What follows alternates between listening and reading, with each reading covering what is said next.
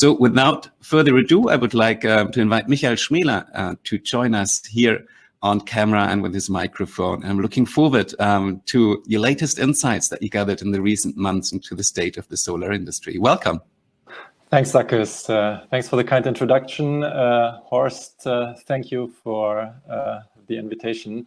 Very happy to be here again. Actually, it was exactly 1 month ago that we launched together the global market outlook for solar power.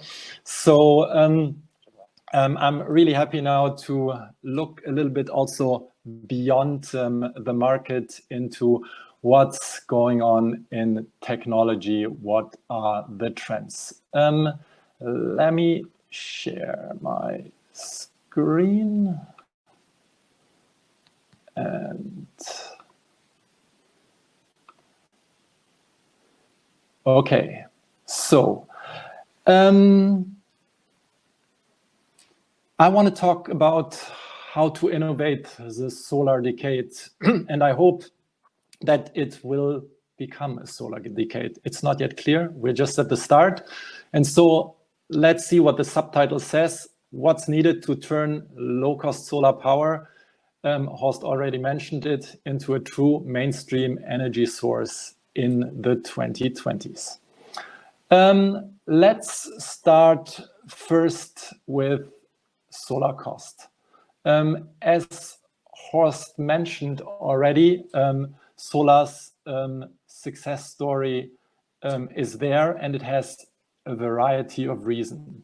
But the key factor is its rapid cost reduction over the last decade, which has finally led solar to become the cost leader. And while solar has actually been cheaper than fossil fuels for a while, 2019 was actually the first time that solar's LCOE was, at least according to investment bank Lazard, lower than anyone else. That's the first good news. The second good news is that when we look at the curve that we see here, the yellow curve is the solar curve. It is very likely that our cost leadership will continue simply because our learning is the steepest here. When we look at that in detail, so when we look at the levelized cost of energy, which Lazard has depicted, we see that that solar is the cheapest, cheaper than any other fossil fuel and nuclear technology. But what's really interesting is now, if you look at this part here, you see that due to the quickly decreasing cost of storage, of battery storage, which is still on a much steeper cost reduction level than solar because it is much younger in its commercialization phase. If you combine that, actually, you are now able to compete also with gas peakers. And that's a quite interesting development, even in the US, where gas is pretty cheap. We're seeing more and more utilities now investing into battery storage, exactly to shave the peaks and to save on gas peakers. So utilities often have to comply with renewable powers and portfolio standards. So they have often solar, and now they combine it with storage. That happened, for example, last year in Arizona, where a utility ordered a 100 megawatt system with a 4-hour battery storage system to provide the peaking capacity of its solar power generation fleet. Last year was also an interesting year for another reason. Solar was not only the lowest cost power generation source, but solar was again the power generation source that added more capacity than any other power generation technology. Solar added more than all fossil fuels together. Solar added more than wind, almost twice as much. And if you look at this pie chart, you see that actually almost every second unit, power generation unit that was installed last year was coming from solar power. I think that's pretty impressive, and it even increased over the year before when it was already 42%. So that's already great. But if we look at the big picture, and you can see that in this bar chart here, you see on the very bottom the solar shares. So that means in 2019, although being responsible for adding every second power generation unit, worldwide, solar was only responsible for 2.6% of the power generation output. If we look at Europe, where we are today, many of us at least, that's double, but at least it's still small. For renewables, it's not so much more. You can see that it's 23%. So also, although somewhat better, there's still some way to go. So the good message is here, with solar being so low cost, actually there's a lot of potential for us to explore. If we look at what we can expect in Europe, we see that indeed, due to costs and policy regulations, we can expect quite some growth. 2019, again, for Europe, was a very important year. Installations more than doubled compared to 2018. And we would have expected in our global market outlook last year, actually, that the market would have increased again in 2020. But then came Corona, and we had to revise our forecast. So now we're expecting a blip. I think it's actually a strong drop. But we expect this drop only to last for a year. As of next year, we anticipate, also because of the strong recovery packages, the Green Deal, and the inclusion of the Green Deal into the recovery stimulus package, that the market will grow by over 60%, so that we're back on track. And from then on, we will continue to grow in two-digit growth steps, reaching already over 30 gigawatts per year in 2023. That sounds good, but again, if we really want to meet and comply with the Paris targets, keeping temperature degrees not more than 1.5 degrees, we have to grow much, much faster than what we've seen here. What we've done is that in spring, Solar Power Europe has, together with LUT University in Finland, modeled how a 100% renewable scenario could look like for Europe. We've done that for 2040, for 2050, and also for a laggard scenario where we still have some parts of fossil fuels in the systems. And here you can see, if you look at the three bars on your right-hand side in yellow, that the biggest share will be coming from solar. Even for the laggards, so that means the most, the least ambitious scenario, solar will generate and contribute over 50% of Europe's power generation output. If we look at the moderate scenario, where we will be at 100% in 2050, it will be over 60%. And if we look at the leadership scenario where we modeled that the European power generation will be at 100% already in 2040, we would be even over 63%. That sounds already impressive. If you turn these terawatt hours into installed capacities, that would mean for the moderate scenario that we would have to install 7.7 terawatt. End of last year, we had around 150 gigawatt installed. So that means, and as you've seen, a little bit over 20 gigawatt, 23 gigawatt being added. So in order to get to 7.7 terawatt, we would have to install an average over the next 30 years, 250 gigawatt per year. Again, 150 installed, 23 installed last year, and 250 gigawatt is what's needed. You could, of course, argue, does it have to be so much solar? We think yes, simply because solar is already the least cost option, and it will get even cheaper. And on top of that, solar is the electricity generation source that's most versatile. You can install it in very, very small units and also in big, big power plants.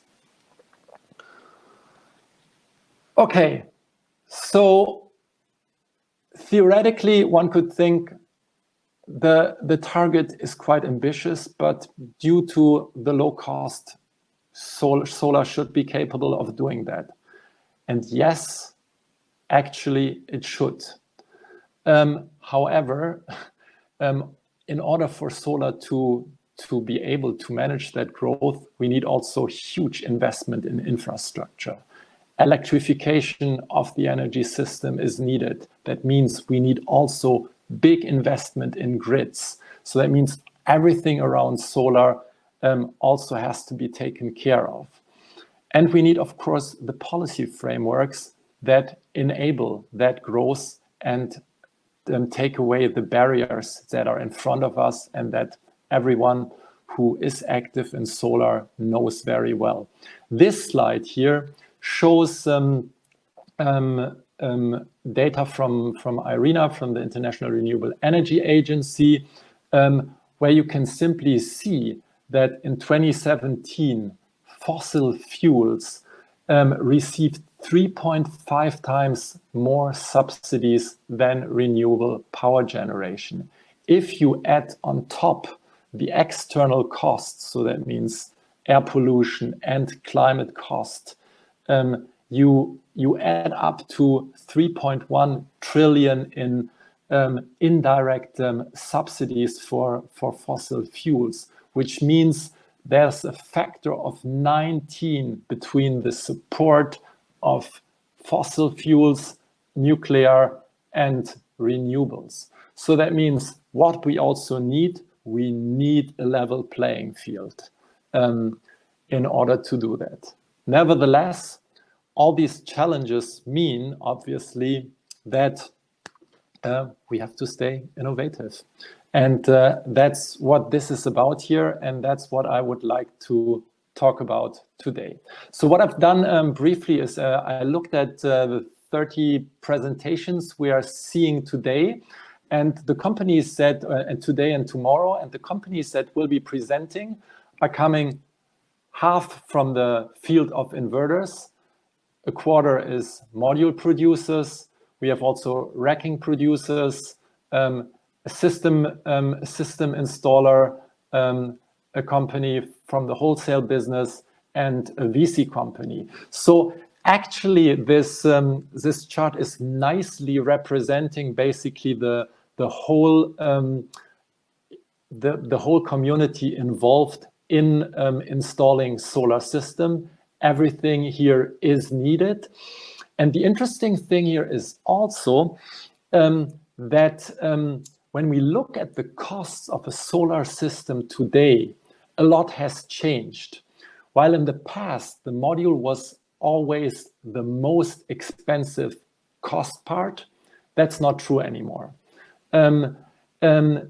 If you look at modules, module cost, in the past it was often, several years ago, it was 2/3 of the systems, then over 50%, depending on location and type of system. Today, modules can cost actually less than 30% of the whole solar system. Inverters have another role. While you can always describe the module as the heart of the solar system, the inverter is the brain. And as Horst has already shown and said in his introduction, today times are different. It's not only about yield maximization for yourself. It's not about high feed-in tariffs. Your system has to face south and generate as much and feed in as much as possible. Today, it's about intelligence. You have to have business models. Self-consumption has to work. It's about peer-to-peer models and all these things that have to work. Still, the base is always the hardware. So what I would like to do is I would like to, because many of the companies will talk about the business models, I would still like to look a bit at technology trends and in particular on the module side. Because although many probably that are not so familiar would think a solar module looks actually pretty much the same as it did in the past, actually that's not the case at all. And that's also the reason why the cost for modules have come down such quite a bit. So I just kind of put here on this slide several trends we are seeing today without, it's just a cluster, there's no order, and all this is contributing to cost reduction. And it will also help us, because some of these trends are pretty new, to make sure that costs continue to decrease and also to enable solar to simply expand its scope and grow also very fast. Because what we will see at some point with solar is that we will hopefully not as bad as wind, but we will at some point also face challenges on land. Because if we look at these huge amounts that need to be installed, these systems have to go somewhere. And many of these systems will be also large solar power plants. So for example, we have new trends like floating solar or agri-PV, where you can have multiple use for solar systems. And these are things that are just developing and that are very much at the beginning, but that will really unfold in the next few years. And I think quite a bit already this decade, that will help and boost actually solar to the next level. Let me start with a few technologies that look not very spectacular, but actually were very, very important to bring modules to the next level. So if you looked at a solar module just a few years ago, you would have seen a solar cell on each solar module that had just 2 bus bars. These are the big ribbons in the middle of the cell that connect one cell to the other. Today, it looks often different. Sometimes you have 3, more often 4, even more often 5, which is the standard.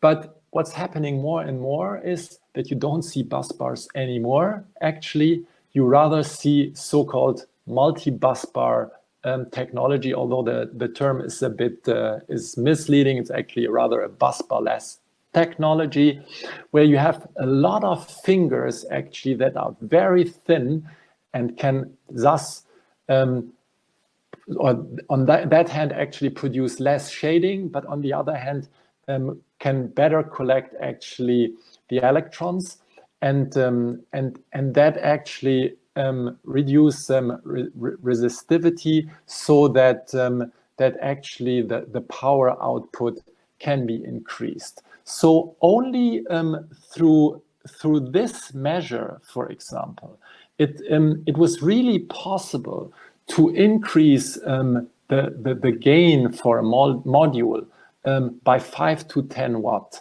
which is really quite a bit. Another technology that might actually look unfamiliar and on first sight not so appealing are half cells. So somebody who probably is not familiar with that might think, oh, is this broken cells? No, actually that's done on purpose. So what has been done here is that the cells are produced as they were produced in the past, but then you use a laser actually to cut the cell into two halves. And by doing that, actually, you can increase the current while the voltage stays the same, and thus also in the end increase the power output of the solar module in the end. So over the entire module, all these cells cut in half bring another 5-6 watt. And so you add one thing to the other, and that's how the evolution in solar happens. With these half cells, it's going now very, very quickly. And while many people still have, or companies still have, a square as their brand or their logo, in 5 to 10 years, that's probably a half cell, or even less, actually, maybe a third cell, because that will be then how the future solar cells will look like. What we're also seeing is that there are technologies that which bring the solar cell much closer together. One of these is called tiling or paving. Here, the solar cells are overlapping each other. And you don't have gaps between the cells anymore. So that means the module efficiency can dramatically be increased. For all the bigger and higher efficient solar modules, you are having some of these advanced technologies. You can do it with this tiling or paving. There are different names for this technology, where you still use traditional soldering equipment, or you can do it, as you can see that on the bottom, with so-called shingled cells, which were developed or mostly by SunPower and Solaria in the US. And here, actually, the cells also overlap, but this is done somewhat differently. The cells are cut in small pieces, and then they are glued together with conductive adhesives. Here you can get actually even closer together, and shingled modules have often the highest efficiency. The technology is a bit more complicated, it's a bit more expensive, so we will see what will happen. On top, you have also somewhat of an IP issue because the technology is really protected. But nevertheless, this is a big box actually of measures which module manufacturers are now using to improve module technologies. I've published last year with Shravan Chundurian a report in advanced module technologies, where we actually showed the details, what you can do to improve a solar module. And if you look at that table and you look at the upper row, you see one technology actually that shows only crosses instead of check marks. And that means actually this change had at least to a certain extent of the large wafer format, hardly any or basically no impact on the module production and even on the cell production itself. If you go to much larger wafers, that changes, but that's the latest trend at the moment to increase module efficiencies. Here you can see what has happened over the last 20 years. Those who have been in solar at the beginning of this millennium actually still remember 5-inch cells, 125 by 125 millimeters. Then in 2008, then we got actually 6-inch cells based on so-called M0 wafers. And then actually that stayed for a while there. And just a few years ago, actually, it began to change. So that means in the last 5 years, we saw a little change actually from 156 millimeters to 156.75 millimeters, from so-called M0 to M1 and M2 wafers. And then actually came last year, and the world's largest module manufacturer, LONGi, introduced a mono cell with 166 after Canadian Solar, a multi-wafer or multi-cell company at that point mostly, which tried to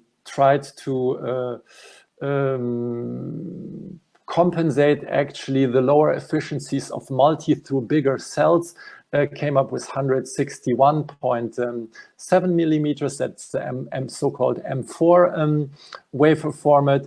And so it grew and grew and grew. And while everyone thought actually last year that M6 would be probably the next standard, so that means 166 millimeter, like often in solar things change very quickly. And we're now entering actually a different area. So there was last August one company, also a big wafer manufacturer in China, Zhongguan, which introduced 210 millimeter wafers, but a lot of people doubted that this could be done very, very quickly because 210 millimeter is really quite large.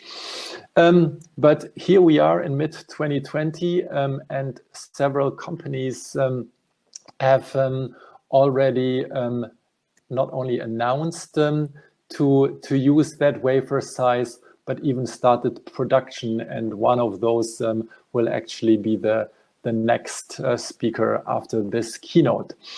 The question is obviously, where do we go? How big can we go? Probably 210 is the limit. We will also see what will prevail. While some companies have opted to 210, others have opted to something that is not even here on the list. That was basically just announced a few weeks ago. That's the so-called M10 182 millimeter segment, where a coalition of some module companies and wafer companies came up with. And we have to see which will prevail and which will dominate. But fact is, we are seeing larger or modules with larger wafers and also consequently larger power outages. What you can also see here is these, this is this slides from a Chinese cell manufacturer, ICO, and they called it eras. So basically, while you had before 2019, mostly modules that were smaller than 400 watt, as of 2019, we entered the 400 watt area. And as of 2020, with 210 millimeters and 182 millimeter wafers, we are entering the 500 watt area modules. That has several advantages. The bigger the module, of course, it is the heavier to carry, but on the other hand, actually, the cells are, or the wafers are easier to produce, actually, because I think the pieces are the same that you produce when they go through the machine, so the throughput is higher, so the costs can be lowered, and actually you save then in the end also on BOS costs. So there's no way to stay away from larger wafers on larger power modules. The question is where it will end up. What it nevertheless means is also we are coming here towards an end. The increase of the wafer is probably, including these advanced technologies, the last means actually to improve module efficiency. So what companies then have to do, and what many so far shied away from, is returning to the solar cell. While PERC solar cells have now become the new standard in solar cell technology, dominating basically the cell production and cell usage and module manufacturing today, and fully replacing aluminum back surface fields, basically, any moment. PERC will soon come to its practical efficiency limit. We have seen, of course, also PERC cells with higher efficiencies than 23%. Always, even people think that 24% is possible, maybe even more. But the question is, what has to be done in order to make that happen?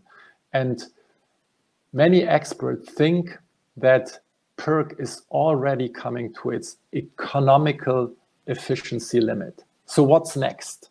There are two technologies that are available in the evolutionary path of solar technology. One are passivated contacts, also called TOPCon technology, developed at the Fraunhofer ISE, and the other one is heterojunction technology cells, also pioneered by a European company, Meyer Burger. And some companies, I don't know if it's a religious thing, but some companies are opting, looks like they're trying to opt for passivated solar cells, because here you could keep basically the equipment you use for PERC solar cells. You just have to add a little bit of equipment, then you can do that. While for heterojunction technology, you need a completely different set of technology. So that means the investment is higher. On the other hand, of course, also the gain is higher. Efficiency potential is higher. The bifaciality is higher. The temperature coefficient is better. So it will be interesting to see who's doing what, in what direction things are going.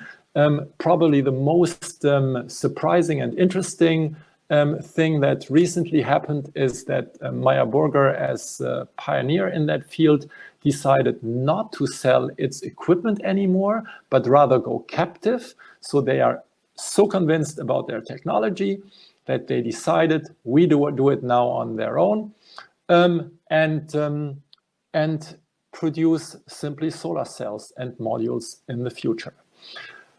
Also, heterojunction technology has a limit. In the end, it's a crystalline silicon technology, where the theoretical efficiency limit for single junction cells is around 30%.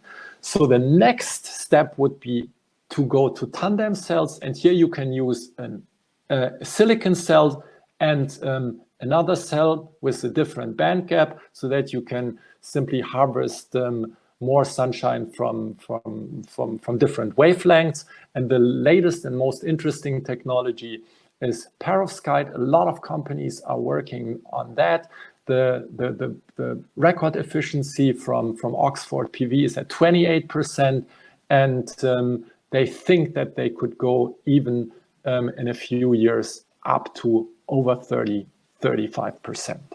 So that's the way to go if you want to increase efficiency beyond actually the advanced module technologies. We have seen the way to go is for new solar cells.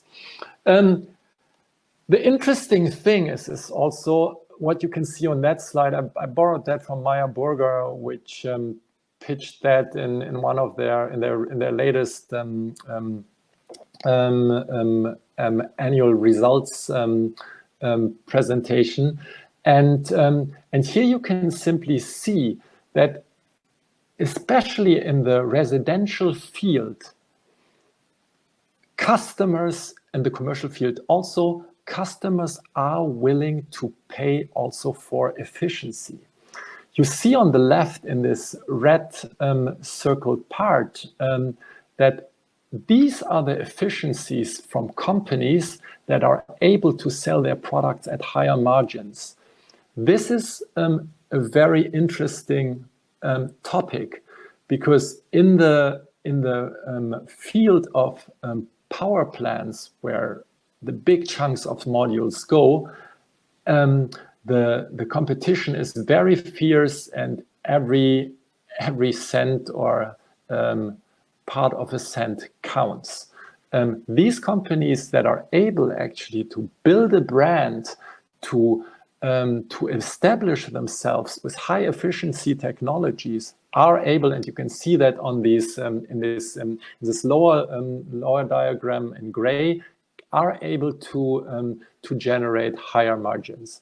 The bar that you see in yellow, by the way, is a heterojunction module from REC. REC was the winner of this year's Intersolar award for their alpha module technology, which is based on heterojunction technology and has almost 22% module technology, one of the best technology efficiencies around. Okay, so let's look at a few other trends. I think we're soon running out of time. I think I've been in solar for over 20 years, and as in my times as a journalist, I probably have written a couple of editorials and done market surveys on building integrated products, but I really think the time for BIPV has come, or is just about to come. Several reasons. Technology is better. What you can see here on the pictures are really solar modules. If you look on the picture on the bottom left, you see red solar roof tiles. And if you look at the picture on the top right, the white panes there are actually solar modules. The technology is now so advanced, actually, that the yields are not much less than from normal modules.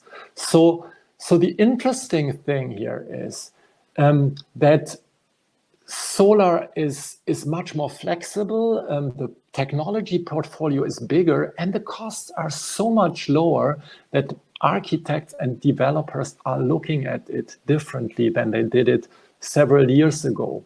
On top comes something else, actually, and this is also very interesting.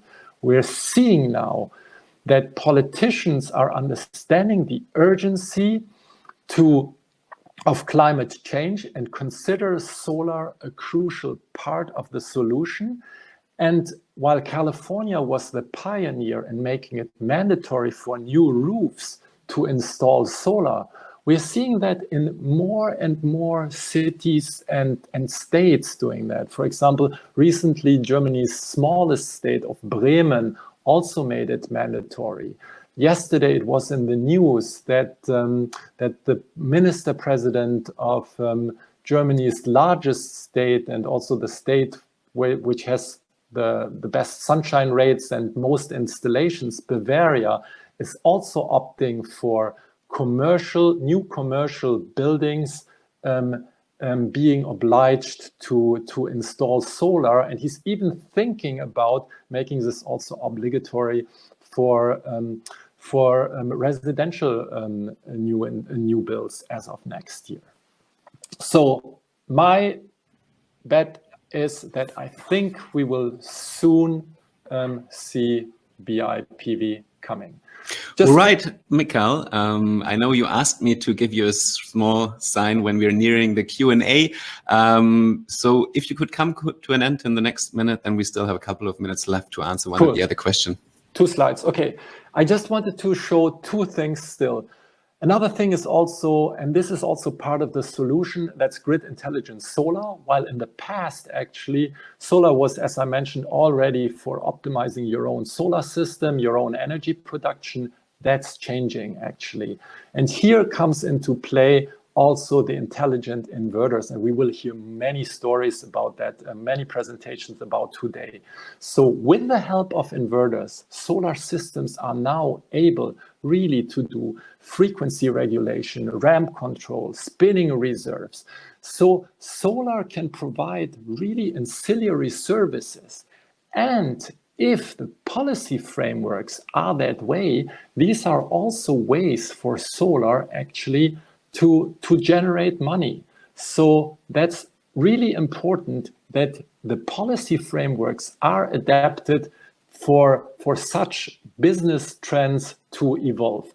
And if we add storage on top of that, solar not only can do that, but solar can even become fully and firm dispatchable, being able to be used for black starts, for energy shifting, and for really firm dispatchable capacity. Here is just one example of a grid intelligent solar system that was built by Enesco in the UK. And this system is not getting any subsidies. They have a power purchase agreement. And because it is possible in the UK, they are offering some ancillary services, energy arbitrage, to make some more money. Coming to an end. So my conclusions are solar is ready to turn the 2020s into a solar decade. We are showing continued cost leadership. Solar's LCOEs continue to improve. We will continue to outcompete other technologies. We even, as Horst mentioned in the beginning, met a new price frontier. We have now on 3 continents actually systems that won bids in America, in the Middle East, and in Europe actually that were in the US cent per kilowatt hour level. While we are seeing not so much growth this year, in fact, there will be quite a dip in several countries, not everywhere. We expect the market to come back strong, in particular in Europe, where we really can bank on the Green Deal that will be part of the recovery packages. And that's why we believe that in the midterm, solar will continue to grow fast. The key, and this is really the key to answer my first question, if solar can become mainstream quick enough to really combat climate change in time, we need policymakers to adapt the regulatory frameworks to be able to use and implement all these new business models and use all these trends. Then we're there. All right. Thanks a lot, Michael, for your insights to start the day with. It was very interesting. And thanks really for, on the one hand, providing us market numbers, diving deep into some of the technological details, and also mentioning the regulations. We're running now into the time of the official break, which I think is okay since this is a virtual event. So we now have 15 minutes before the next session starts. So I'll use 5 minutes of that for some quick questions, Michael, and I'll just quickly jump into them. And if you can also just quickly answer them, then we can manage to answer as many as possible. So there's a quick question from Okeke, and he's worrying that with the increase of capacities in terms of solar panels, obviously there's a big need for surface areas. And his question is to the aspect of sustainability there. What are the trends, ideas around reasonable area use? Sustainability is big on the agenda, actually, not only in the industry. So I think we have recycling capabilities in the industry. We've been looking at that, and also the regulators are looking at that. So there will be eco labels and